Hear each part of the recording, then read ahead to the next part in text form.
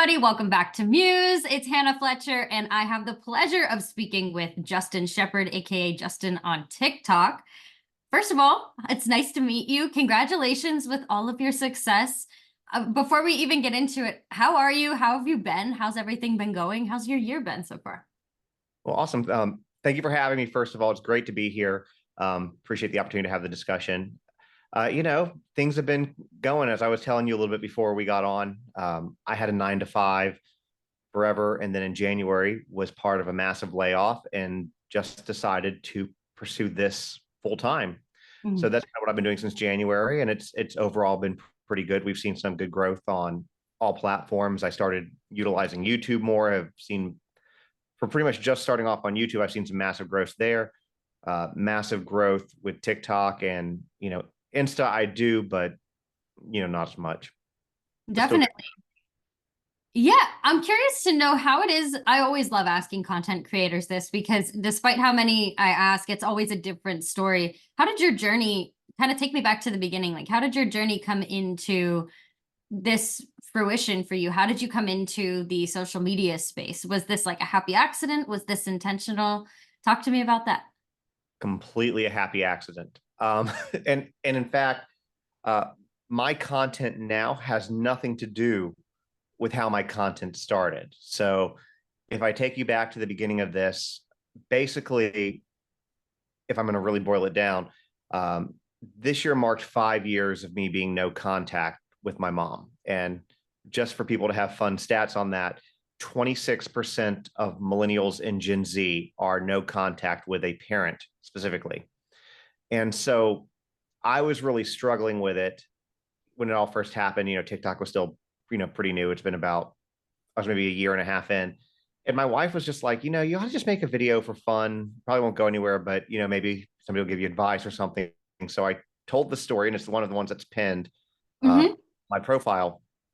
And I told the story of why we're no contact. And for listeners, basically what happened was we told my mom we were expecting my daughter. My daughter will be turning 5 in July. And she essentially said she wanted nothing to do with us, nothing to do with the kid, etc. And so my mom is a narcissist, malignant narcissist. And typically I would grovel. I'd be like, no, mom, I'm sorry, please. I love you. Let's work this out. And that was the cycle every time. But we were coming off of a miscarriage. We were coming off of a really rough year. We had lost, our beloved pet. We had lost, my wife had lost her grandmother. Her favorite cousin was 40 years old, died of cancer. And this was all in the same year. And we had just were emotionally exhausted and mentally exhausted.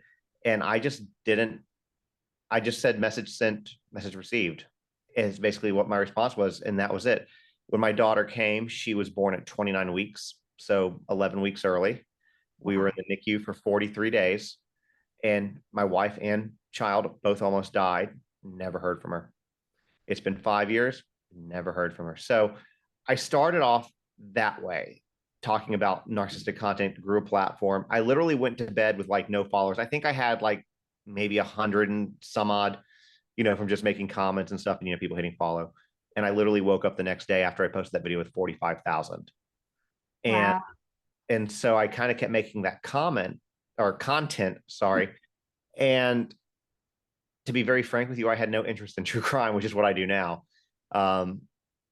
What happened, the little happy accident into that, because I never intended to become like a social famous, like a famous social media creator or whatever it is. I just wanted to make a video and share kind of what was going on.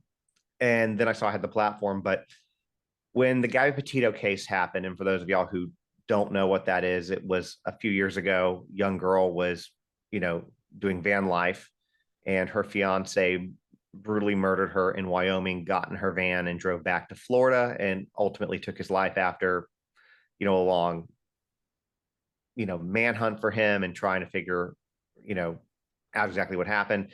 And during that whole case, my wife kept talking about it, and I was kind of like half listening. And one day she said, you need to sit down and watch this. And there was body cam footage that had come out from a traffic stop in Moab, Utah. And she's like, watch this now, like just watch it. And so I did. And what I noticed was the same mannerisms, the same way he spoke, gaslit, even his, his actions, the way he like looked was very similar to my mom. I'm like, oh, this directly correlates with my content. I'll start talking about it. And then I became one of the top creators on TikTok covering Gabby Petito. We ended up flying 2 aerial banners around the laundry's house for that, which were crowdfunded. Wow. And it's kind of been true crime ever since. And so with me, like, so as I mentioned before I got on here, I'm friends with Gabby's family. It goes well beyond at this point covering the case. Like Joe Petito and I are very close. I'm friends with the rest of the family. But now, because of this, when you have a lot of these bigger cases, and I know we're going to get to this down the line on this, but some of the players of these cases will reach out to me or will easily talk to me, which has allowed, for more information to be, disseminated amongst the people that are listening. That's incredible. I love that it was so accidental, but I love that it's like you're interested, but it's also like in a way it's kind of like it's become obviously like your job. Like it's your way of also like kind of, people do charity work and give back to the community. This is your way of like getting involved. I have the chills. This is your way of like getting involved and like giving back. And I think that that's really incredibly special. That's like I'm floored with your story. That's Yeah. incredible. It seems very kismet, when you go Yes. back and look at it. And then on top of that, which you probably don't know, you might not know, but I've also written 2 children's books because of these experiences. One going back to the narcissistic side, and another one based off the true crime side to kind of basically help parents have a better tool in their arsenal to, help give their kids skills on how to, deal with boundaries or deal with, adults trying to get them to keep secrets, things like that. Um, so I've had that opportunity too, and I'm very grateful for the platform. Definitely. I'm curious to know in terms of your niche, like you mentioned, it's true crime. It kind of ended up finding its way towards that. True crime, and even I know you touch on current events as well. When it comes to you covering these stories, what is it that's particularly interesting to you that you look at a crime case maybe and you're like, okay, yes, I want to bring this over to the internet and dissect this further and hop on. Is it popularity? Is it the premise maybe that just like hits home with you? What is it in your opinion that your process entails in order for you to bring it over to your audience and to be able to dissect it further, for you to get your hands on it? Yeah, so that's a great question. And to your point, yes to both of the things that you said, but Mhm. more. So it really kind of depends on the case. So with Gabby Petito, I actually came in a little bit later in the game, and my wife told me to cover it, and then it got interesting. It was very weird for a lot of reasons, and I think that the stranger the case is, the more people are going to be interested in it, the more people are going to Mhm. want to dissect it. When we look at a couple of them that are very recent, we have this Micah Miller, JP Miller out of Myrtle Beach, South Carolina, and then close geographically, Alec Murdaugh. The more layers it has, the weirder it gets, the more people, have interest. But sometimes it could be local. So for example, there's a missing kid, Sebastian Rogers, out of Hendersonville, Tennessee. That's very close. Sebastian's home is maybe 12, 15 minutes from my house. Wow.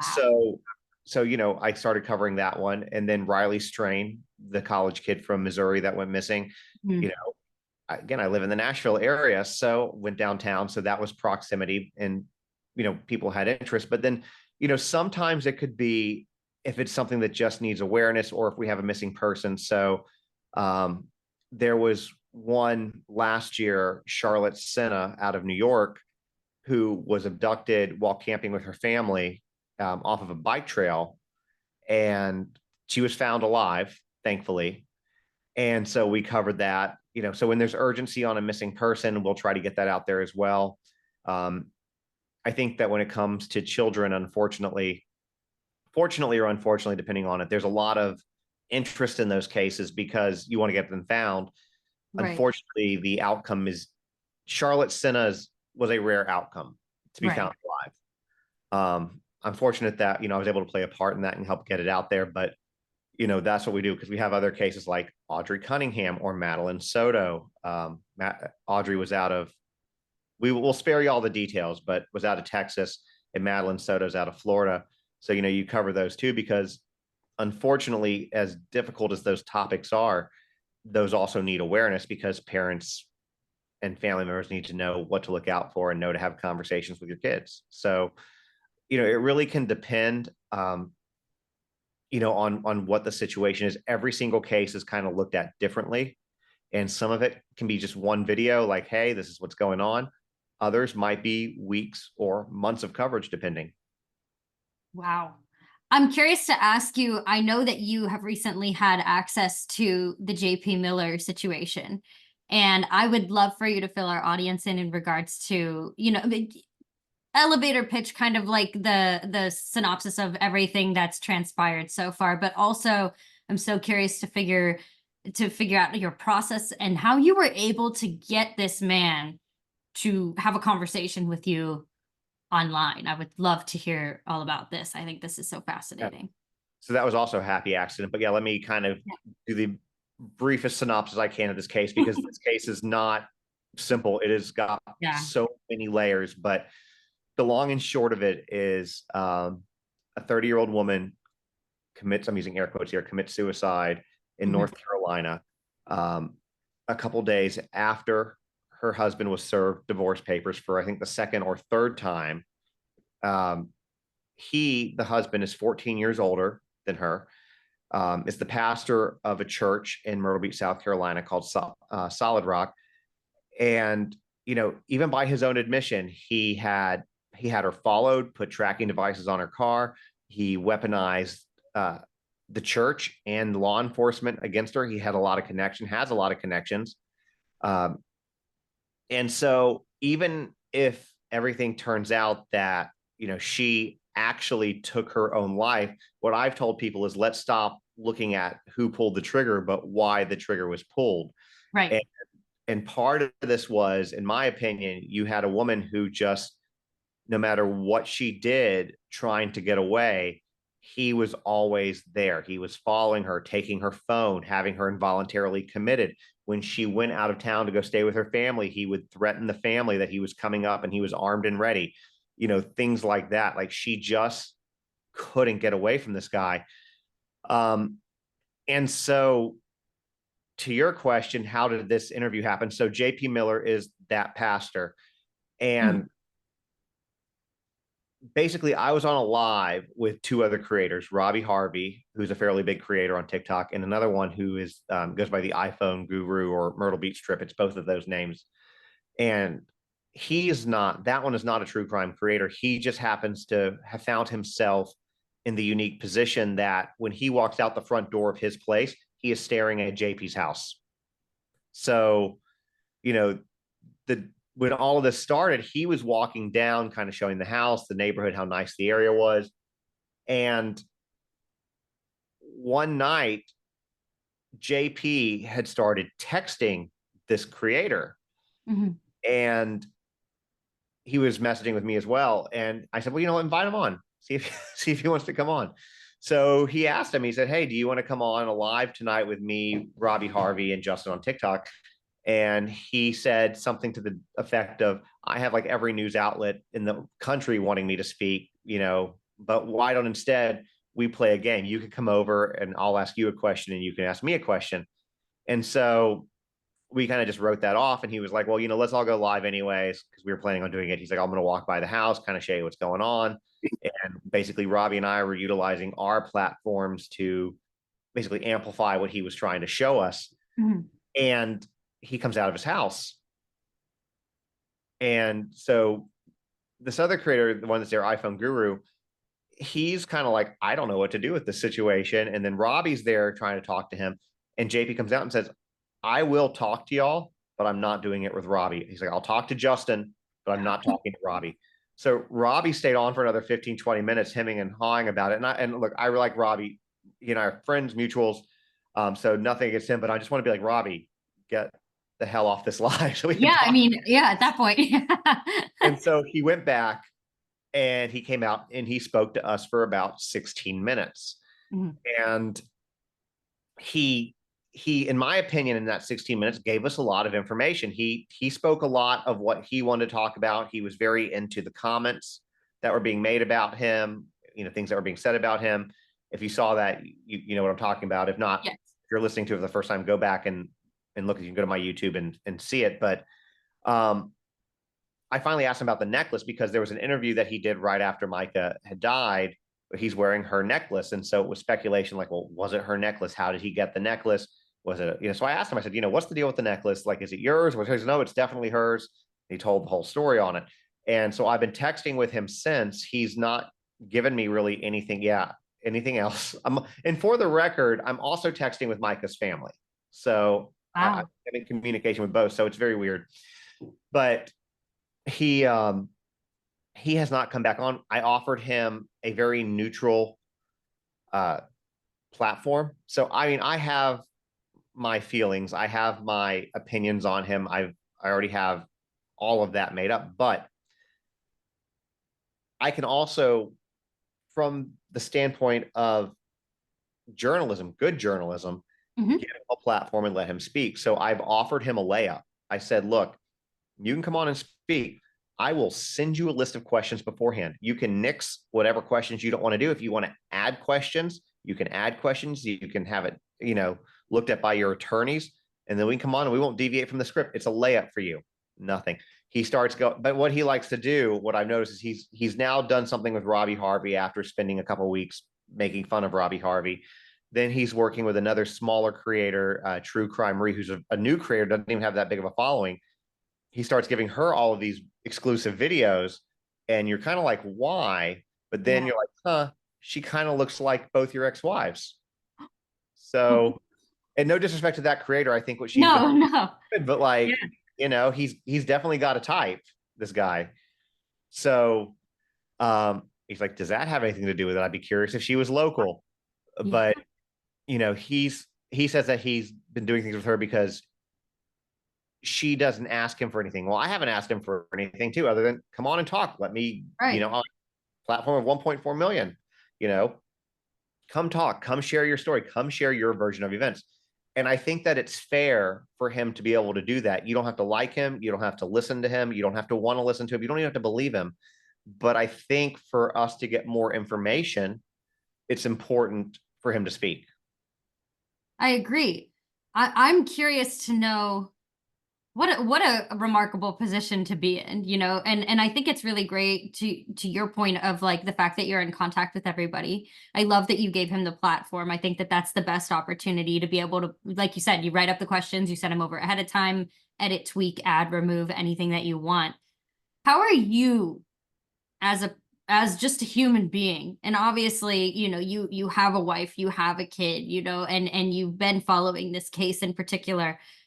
How are you stepping into the position of being the interviewer and able to, especially like in something like that when it was kind of off the cuff in a way, how are you able to really just like step in and just lock in and just try to like be as neutral as absolutely possible to be able to present him with the neutral platform? Even like when you were going live with him, I noticed you were very, very good at being neutral, Thank Nancy. How did you do that? I think you. that's a So really great skill. yeah, no, I appreciate that. So I've been in sales my entire life, and a lot of that is just to listen and not jump to conclusions. Mhm. But the other thing too is, as I mentioned, my mom's a malignant narcissist. My dad's not malignant, but my dad's also a narcissist. And when you grow up in that environment, you kind of have to get to a point where you can be in the center for your own survival. And the term is called gray rocking, where basically you don't show any emotion, you just are kind of there, you give them very little. So we asked him the questions. He's coming on my platform. I might have preconceived notions about him, but he's there.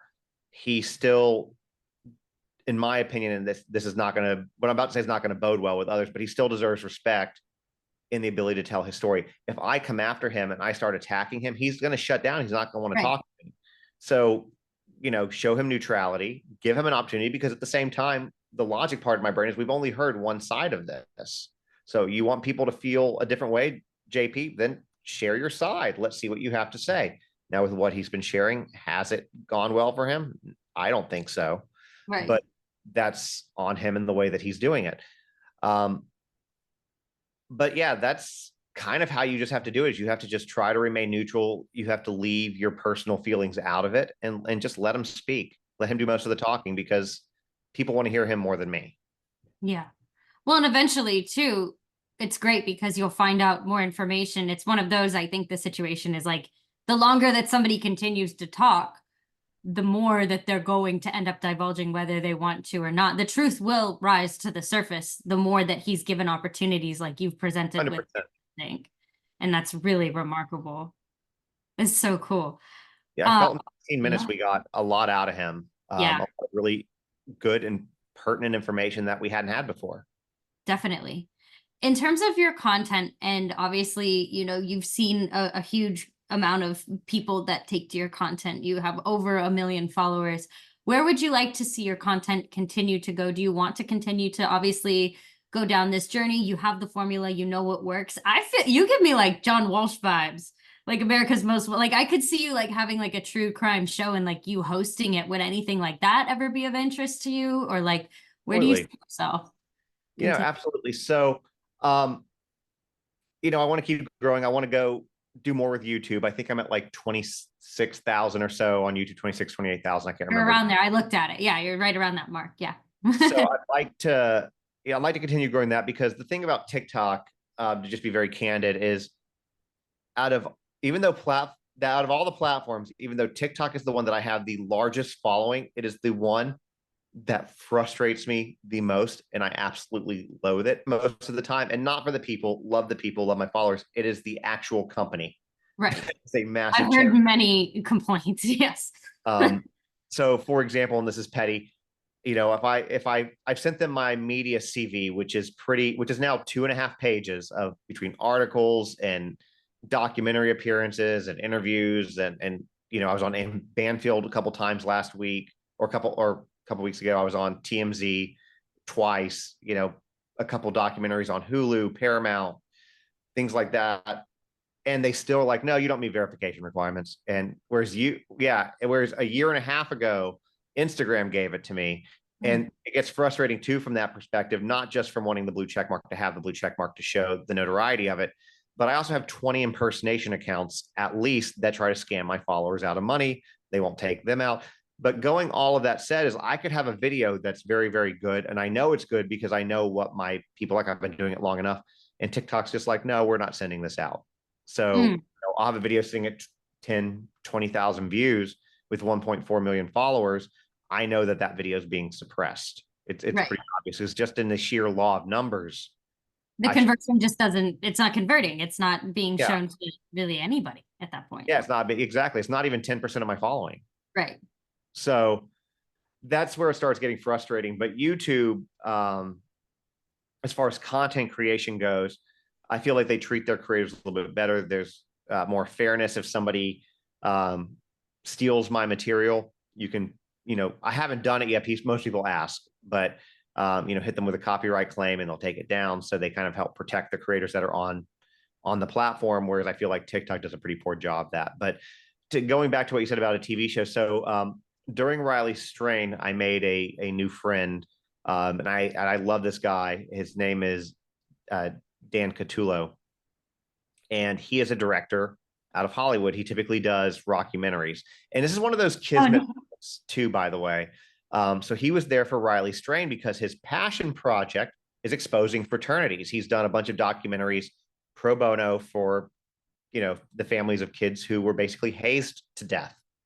And yeah, really good ones like this one called like Breathe No and Breathe, Death of a Pledge. Death of a Pledge, because of that, I had that family on. Basically, it was a young kid, Adam Oakes. He was a larger kid. And so they singled him out because of that and basically forced him to drink an obscene amount. Like his BAC was like 0.4 something. And so he died of Oh, alcohol wow. poisoning. Oh, jeez. And anyway, so Dan puts all these together to expose these, and we start talking about during Riley's strain, and we've become very good friends. So he's like, "Well, we need to get you on something." So he's introduced me to some people at Triller, trying to do Oh, some. wonderful. Okay. Yeah. Yeah. Hmm. He talked about for my books, like possibly making a film out of one of them. He even, I don't know if I'm going to be able to go, but there's the Capitol Emmys this weekend. He's like, oh, I have extra tickets. He's like, in a hotel, you all just come up here and go. And I'm like, okay, but Like, sure.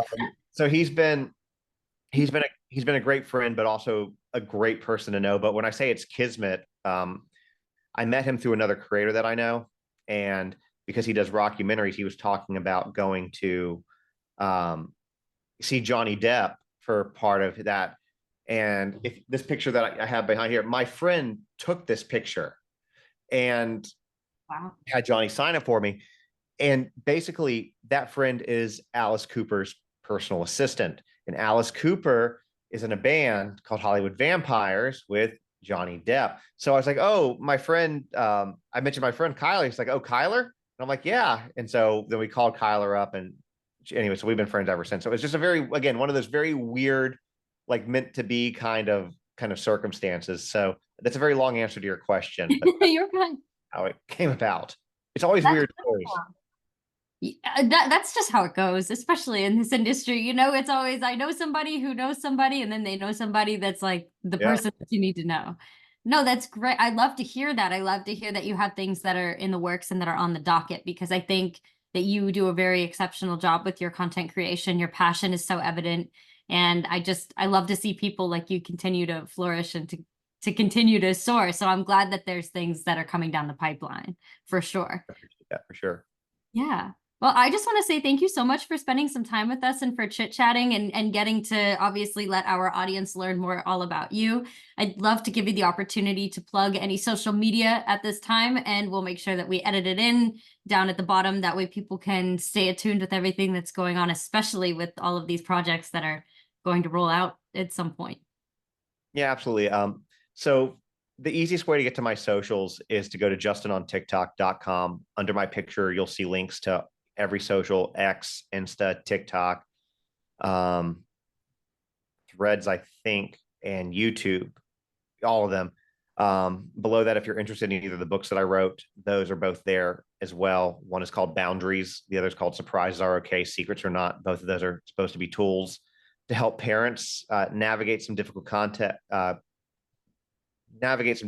conversations.